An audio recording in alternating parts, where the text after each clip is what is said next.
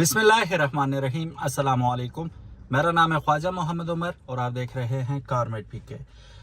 So guys, video अंत तक ज़रूर देखिएगा। बहुत इंपॉर्टेंट वीडियो है, स्पेशली उन लोगों के लिए जो कि मैनुअल गाड़ी चलाने में हेजिटेंट होते हैं, तो उनके लिए बहुत ज़्यादा रहनुमाई मिलने वाली है इस वीडियो में।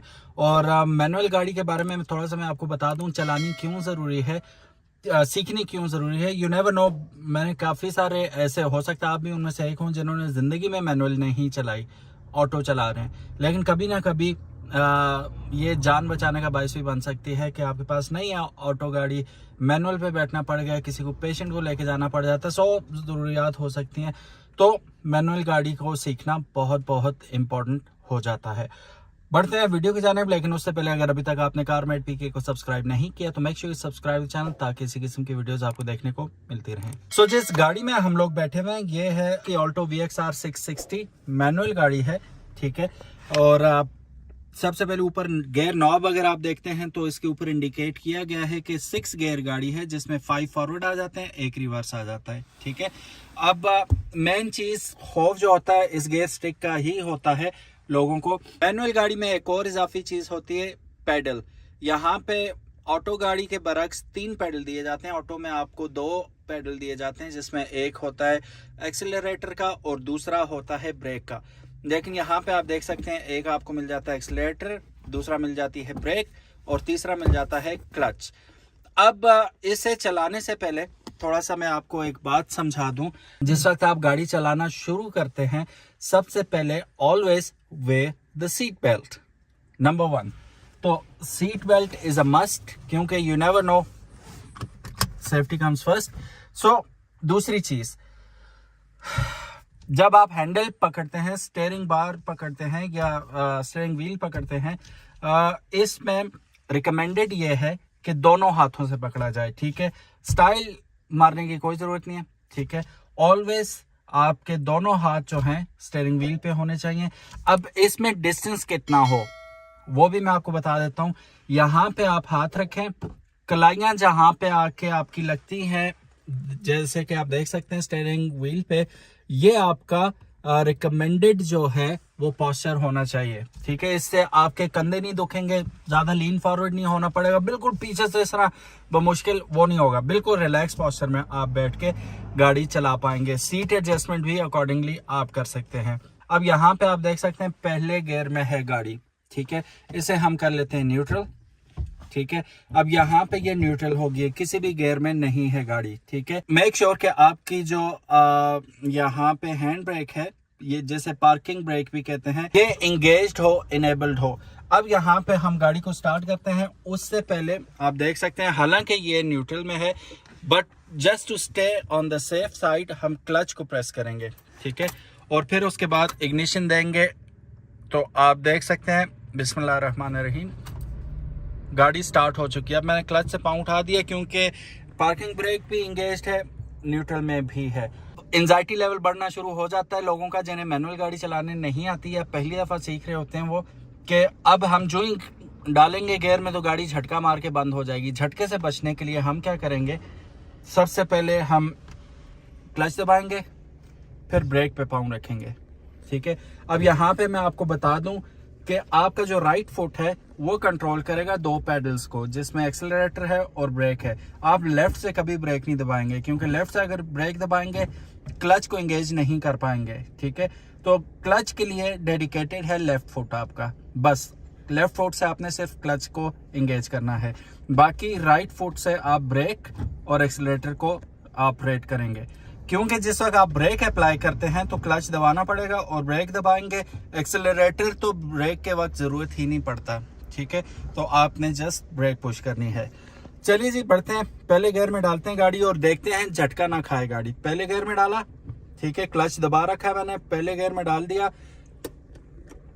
हैंड ब्रेक जो है इसे थोड़ा सा ऊपर करके बटन प्रेस किया और ये नीचे चलेगी। अब मैंने ब्रेक पे भी पाँव रख दिया, क्योंकि हैंड ब्रेक जो है, जो कि पिछली व्हील्स होते हैं उन्हें रोकती है, उन्हें जैम करती है, उसे मैंने डिसएंगेज कर दिया। अब मैं फ्रंट ब्रेक पे आ गया, अब मैंने पहले गियर पे डाला हुआ, अब आहिस्ता आहिस्ता ब्रेक से पाँव उठाऊंगा और जो जो क्लच छोड़ना शुरू करूंगा साथ साथ में एक्सीलरेटर देना शुरू करूंगा और क्लच पूरा भी नहीं छोड़ा मैंने, रेस दे रखी है मैंने। जहां अब मैं समझ रहा हूँ कि गाड़ी इतनी चल चुकी है कि बगैर क्लच के, अब मैंने क्लच से पाँव उठा दिया, अब चल सकती है, तो अब मैं चलने दूंगा। अब मेरा सिर्फ एक पाँव इंगेज है और वो काम कर रहा है एक्सेलरेटर के ऊपर। अब यहाँ से वैसे मैं आपको बता दूं 5 फॉरवर्ड गियर हैं, तो आपने जहन में ये रखना है कि पहले गियर में आपने सिर्फ 20 किलोमीटर तक जाना है, ठीक है। अभी हम ट्राई कर रहे हैं, जिस तरह आप एक्सपीरियंस हो जाएंगे फिर अकॉर्डिंग टू द सिचुएशन आप इसे चलाएंगे। लेकिन चूंकि हम एक सेफ रोड पे, स्ट्रेट रोड पे चला रहे हैं, तो उसके लिए 20 किलोमीटर मस्ट है, ठीक है। मैं अपने हिसाब से बता दूं तो 20 किलोमीटर पे गए। अब गियर स्विच करने के लिए मैंने क्लच दबाया और इसको सेकंड गियर में डाल दिया, ठीक है, आराम से। अब फिर क्लच से पाँव उठा दिया मैंने और गाड़ी जो है अभी तक सही सलामत चल रही है। अक्सर लोग गलती क्या करते हैं कि क्लच से एकदम पाँव उठाते हैं, गाड़ी झटका मार के बंद हो जाती है। स्लो एंड स्टीडी, जो आप क्लच से पाँव उठा रहे हैं यूं और उसी तरह एक्सीलेटर पे दबा रहे हैं, ठीक है, ये मोशन होना चाहिए आपका, ठीक है, पाँव का। उस तरह आप गाड़ी को बेहतरीन तरीके से चला पाएंगे। अब हम इसे डालते हैं थर्ड गियर में।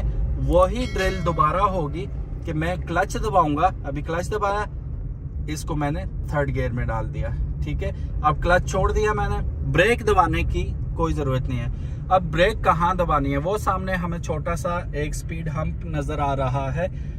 ये जैसे गाड़ी ने आगे ब्रेक लगा दी, अब मैं ब्रेक दबा रहा हूँ, पहले ब्रेक दबाऊंगा फिर क्लच दबाऊंगा, ठीक है। उसके बाद अब मैं गाड़ी मुकम्मल तौर पे रुक चुकी है, तो दोबारा मैं फर्स्ट गियर में डाल रहा हूँ उसे, ठीक है। अब मैं दोबारा डाल के दिखा देता हूँ फर्स्ट गियर में। फिर दोबारा मैंने ब्रेक दबा दी, क्लच पकड़ लिया, लगाना आसान है, बस यूं साइड पे किया और फर्स्ट गियर लग गया, ठीक है। अब उसके बाद दोबारा वही ड्रिल, जो ही मैं क्लच छोड़ूंगा साथ साथ एक्सीलेटर दूंगा, ये मोशन होगा, ठीक है। 1 2 3 गो। अब मैं एकदम छोड़ूंगा तो गाड़ी रुक जाएगी, तो मैं रिलैक्स होके आराम से छोड़ रहा हूँ और साथ साथ एक्सीलेटर दे रहा हूँ। अब मैंने एकदम क्लच से पाँव उठा दिया, गाड़ी मोशन में आ चुकी है, अब चल रही है। अब फिर 20 किलोमीटर पहुंच गया, अब मैंने इसे दोबारा सेकंड गियर में डाल दिया और चलती जा रही है। सेम सिचुएशन होगी थर्ड गियर की, ये रहा थर्ड गियर, क्लच दबाया, क्लच छोड़ दिया। अब थोड़ा सा हम चढ़ाई की तरफ जा रहे हैं, ठीक है। तो ये हो सकता है भारी गियर मांगे। भारी गियर जब भी आप सुने तो भारी गियरों का मतलब होता है फर्स्ट या सेकंड, ठीक है। हल्के गियरों का मतलब होता है पांचवा चौथा गियर, तीसरा चौथा पांचवा, वो हल्के गियर आते हैं, ठीक है। जो कुछ गाड़ियों में छठा गियर भी होता है, वैसे पांचवा गियर जो है वो कहलाता है क्रूजिंग गियर, कि जब आप मोटरवेज पे जा रहे हैं, ठीक है, 120 पे स्पीड आपने क्रूज करना है, तो बस आप पांचवे में डाल देंगे। पांचवे का फायदा ये कि गाड़ी मोशन में चलती रहती है, इंजन पे ज्यादा जोर नहीं पड़ता, माइलेज बहुत अच्छी देती है। जब आप ज्यादा गाड़ी पहले या दूसरे गियर में चलाएंगे तो उसमें मसला ये होगा, गाड़ी हीटअप जल्दी हो जाएगी और फिर उस पे जोर ज्यादा पड़ेगा, फ्यूल ज्यादा खाएगी गाड़ी, ठीक है।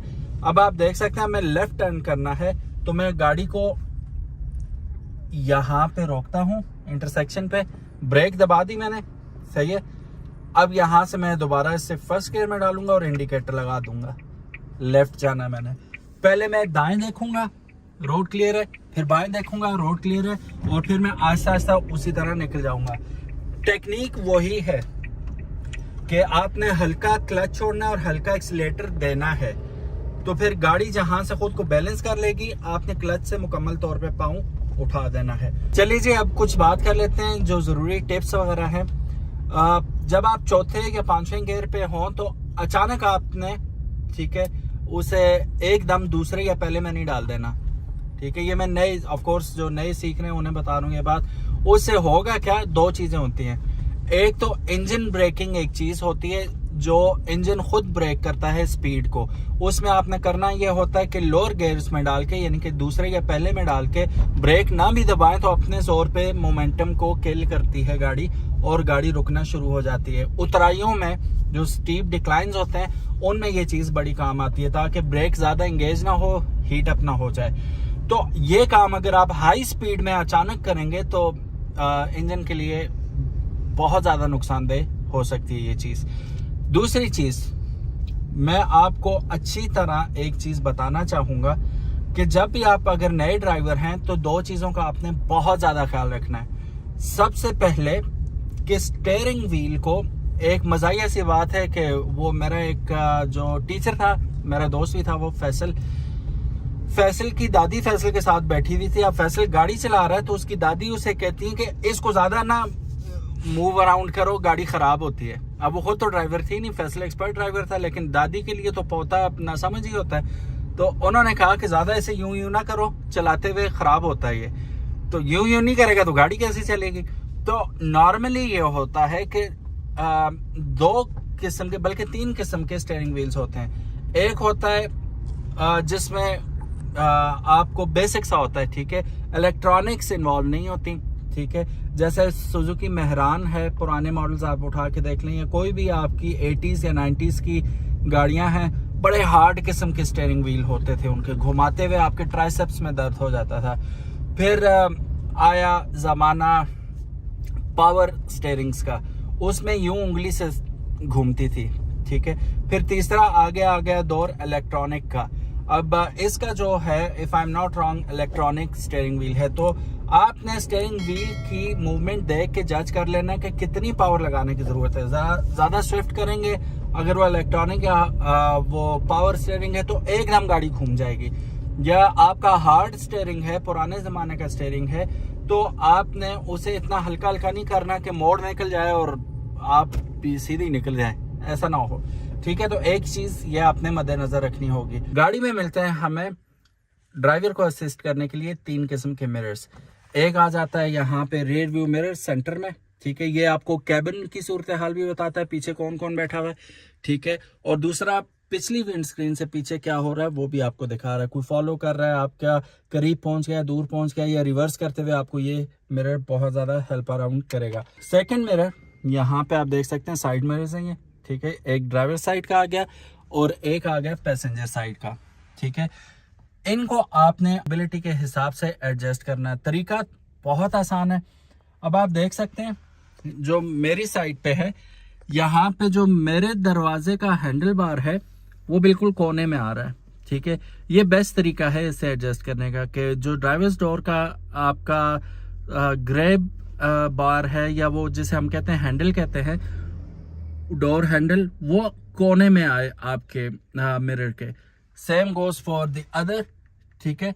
और चौथा ऑप्शन है रियर व्यू कैमरा, उसकी मदद से आप अपनी स्क्रीन पे भी एंड बम्पर के पीछे क्या हो रहा है वो आप देख पाएंगे। तो ये कुछ टिप्स थी साइड मिरर्स की, ठीक है, रियर व्यू कैमरा की। अब आप सूरत हाल देख सकते हैं। अब मैं गाड़ी को स्टार्ट करने लगा हूँ, पहले क्लच दबाऊंगा, सेम वही रूटीन होगी, चढ़ाई में कैसे उठाना है हमने। हैंड ब्रेक पहले से हमने इंगेज कर रखी है, पहले गियर में है। अब मैं यहाँ पे ब्रेक पे भी पाँव रखूंगा, और अब जो ही गाड़ी स्टार्ट हुई ब्रेक नर्म होगी ये, ठीक है। अब मैं यहाँ से ब्रेक से बेशक पाँव उठा दूंगा, और यहाँ पे मैं रखूंगा एक्सीलरेटर पे पाँव। अब थोड़ा सा मैं इसे रेस दूंगा, गाड़ी ज़रा आगे बढ़ने लगेगी तो मैं हैंड ब्रेक नीचे कर दूंगा, ये हैंड ब्रेक नीचे की। और अब आराम से मैं अगर झटके से छोड़ूंगा ना, गाड़ी बंद हो जाएगी, ठीक है। अभी मैं आपको झटके से छोड़ के बताता हूँ, गाड़ी एकदम बंद हो जाएगी, ये देखें झटके। तो ये सीन ना हो। ये सीन कैसे हम रोक सकते हैं कि हम दोबारा हैंड ब्रेक खींचेंगे, एक्सीलरेटर थोड़ा सा देंगे, और साथ ही हम क्लच को छोड़ के गाड़ी को आगे बढ़ा लेंगे। इस दफा मैं हैंड ब्रेक एंगेज नहीं करूंगा, सिर्फ और सिर्फ उठाऊंगा गाड़ी को जो हमारे पाँव में ब्रेक है उसकी, और क्लच को छोड़ने की टाइमिंग पे। ये गाड़ी हल्की सी पीछेगी, मैंने एक्सीलरेटर दबा के दे दिया, और यहाँ से मैंने गाड़ी घुमा ली। और ये आपने तब ट्राई करना है, स्पेशली जब आप सीख रहे हैं गाड़ी, तो आपने तब ट्राई करना है इस चीज को जब पीछे कोई गाड़ी ना हो। ये जितनी ड्रिल हम कर रहे हैं इस वक्त सेफ रोड पे कर रहे हैं। मैं अगर अपना बताऊं, मैं 2003-4 से गाड़ी चला रहा हूँ, और सही हो गया। तो मैं अपना वो एक मसल मेमोरी भी होती है, एक एक्सपीरियंस भी होता है जो ऑटोमेटिकली डाइव इन होता है और बंदा चला लेता है गाड़ी को। तो जो अगर आप नए सीख रहे हैं तो कोई ऐसी जगह का इंतखाब कीजिए जहाँ पे ज़्यादा रश ना हो, जैसे कि ये जगह है, ज़्यादा बिजी रोड नहीं है, ये कॉलोनी टाइप जगह है। तो यहाँ पे आप गाड़ी को किसी ऐसे टाइम में स्टार्ट करें और चलाने की कोशिश करें जब ज़्यादा रश ना हो। आपके सवालात का इंतज़ार रहेगा। जो चीज़ें मिस हो चुकी हैं आपने कमेंट बॉक्स में ज़रूर बताना है। इंशाल्लाह मैं आपके लिए ऐसे ही इंफॉर्मेटिव वीडियोस लेके आता रहूँगा और definitely I will try to teach you guys and school you guys about how to drive properly a car. Thank you so very much for watching. अपना ख्याल रखिएगा। अल्लाह हाफिज़। अस्सलामु अलैकुम।